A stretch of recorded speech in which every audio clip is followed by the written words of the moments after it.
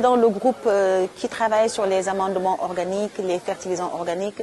De manière générale, les technologies liées à tout ce qui est matière organique ont été développées. Alors, nous, dans notre groupe, nous avons eu quatre sous-projets.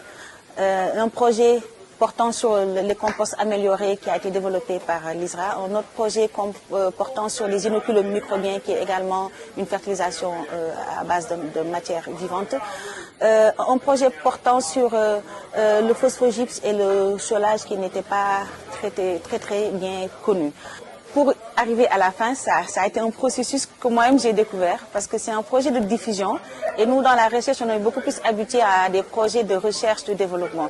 Donc cet atelier a été très bénéfique pour moi personnellement parce que j'étais venue déjà avec des activités en tête, mais il a fallu reformater un peu ma manière de voir, ma manière de travailler, de m'adapter en fait à la structuration de projets de développement. Et c'est une formation très riche vraiment qui nous a outillés. En très peu de temps, on a été outillés sur comment développer un projet de diffusion. Et du coup, en tant que chercheur, ce qui est intéressant, c'est que quand on aura développé une technologie, si on sait déjà, d'ores et déjà, comment est-ce que l'approche de diffusion devra se faire.